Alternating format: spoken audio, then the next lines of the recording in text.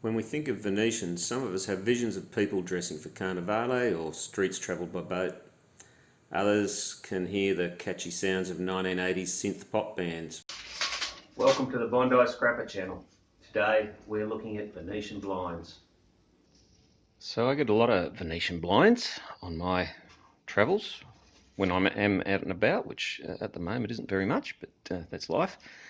They come in three different types of material. Two are useless, one's great. A lot of them come in this like wooden, cedar, sometimes natural like this, sometimes painted. That's useless. I've actually got a heap of this cedar stuff that I thought would come in handy one day, and it's never come in handy. So if you can think of a use for it, leave a comment down below, because I don't know what to do with it. I've got slats and slats and slats of it, and access to a lot more. The other type is like a vinyl. That's pretty useless. That's just plastic. I don't know whether you can recycle it or not. And then the third type is good old-fashioned aluminium. Nice and thin, flexible. We've got a header rail up there. That is usually steel. We've got a bottom rail down the bottom here. Can be steel, can be aluminium. In fact, let's check. I haven't even looked at this one. Let's get the trusty magnet out. And no, it's steel, but definitely, yeah. So he's sticking. Oh, look at that. Definitely they're aluminium, and they don't look like much, but you can actually pull a fair bit from them. I don't normally do them hanging up like this because it just adds to the complexity, but the way they're put together is there's three lots of strings, and you see here. Have a look there, there's three strings there, outer, middle, that goes through the slot in the, there we go, through the slot in the Venetian, and then another outer one, and then each Venetian sits on a little horizontal bit of string, cord, cotton, whatever you want to call that.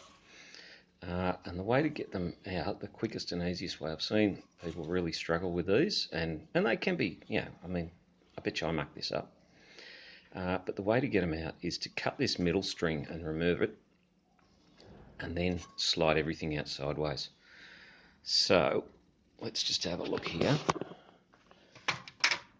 You can use a knife or side cutters or whatever, and ideally you want to come right down the bottom there, where I can't get to at the moment because this is hanging up. But let's just cut that one there. So this is, and there we go. See, this is the cord that adjusts the height. And then the outer ones are actually the cord that adjusts the angle. So here's another one here. And you don't want to cut the cord on the outside, I don't think. You can if you want. There's never a wrong way to scrap. There's just a long way to scrap. So that's him cut. So that's the middle done. So there's the cord that we just cut coming out the side there. And what you want to do is try and get rid of that if you can. And that might even mean having to go into the guts of it and just kind of hook it out a bit.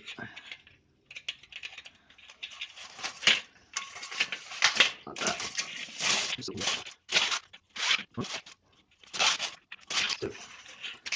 And then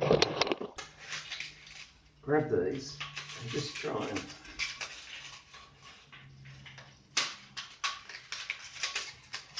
here's the trickster. So this one's held in by a little plastic tab, the top one. So let's ignore him for the moment.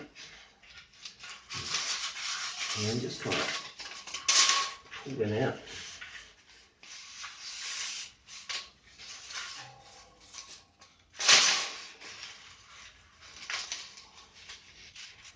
And I've got breathing left.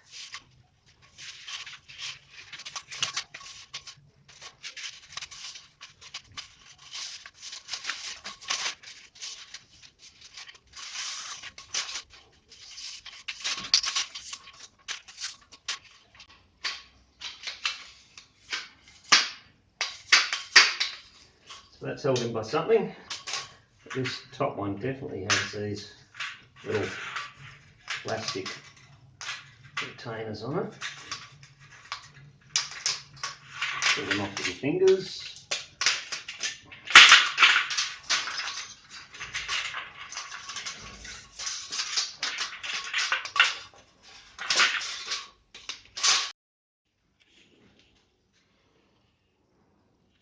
So all this in here, you can just throw this now into your shred steel if you want, but if you really want to scrap it out, focus, just there where my finger is, those rollers there should be brass, and they're pretty easy to get out. Well, they should be pretty easy.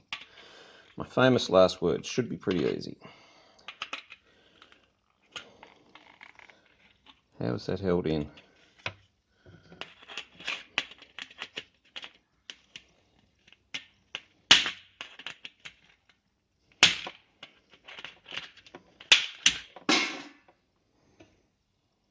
Something fell out.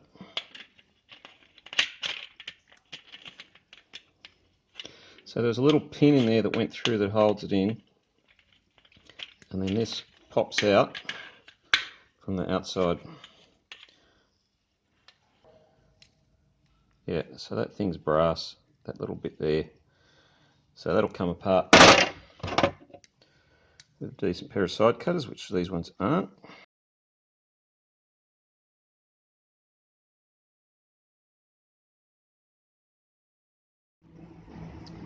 So how did we go with that? I've had to move upstairs because my neighbour in the cage next to me is doing some woodwork and it's noisy. And you feel like a bit of a twat talking to your phone.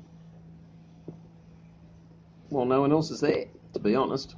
So yeah, a bit of weirdness, but what do we end up with? Look, we got the two tiny little bits of brass, you know, they weigh nothing, but you add them to the brass bin.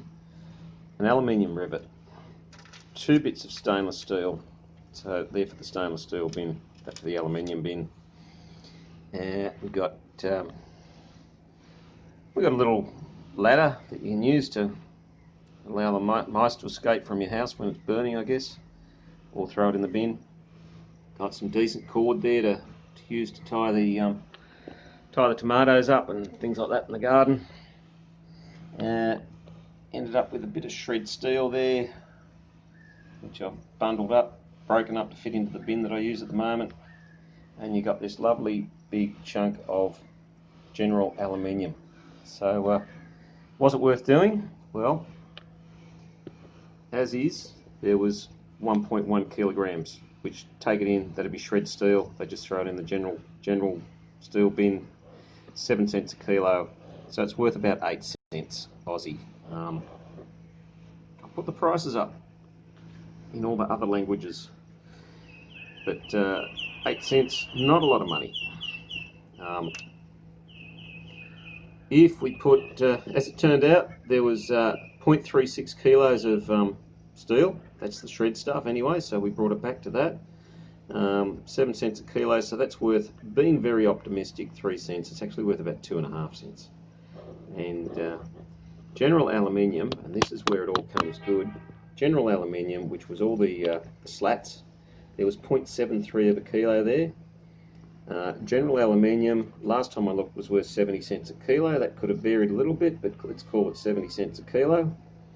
So it's 70 cents times 0.73, 51 cents. So we've gone from 8 cents up to 54 cents. That's a pretty good uplift for what was around about, if you didn't have to film it, if you didn't have to jabber on, there's probably 5 minutes of work there, tops, absolute tops. So that's a pretty good uplift for that type of thing.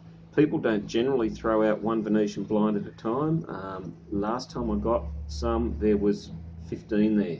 So you start adding that up, do a quick strip. I wouldn't bother do it out on the street. If you can throw it in the back of the car, it's much easier to do it back at home when you can just think about it and be logical.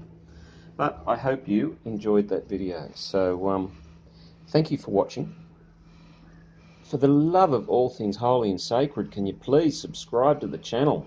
Let's get a few more subscribers there, and that way you'll get a little notification, or it'll come up in your list whenever you're watching YouTube. So if you can do that, that'd be really good. Although we have just hit 61 subscribers. So another 2.5 years and I will be able to monetize the channel and make it all worthwhile. Um, but in the meantime, let's have a bit of fun with scrapping. And yeah, thanks for watching. Bye.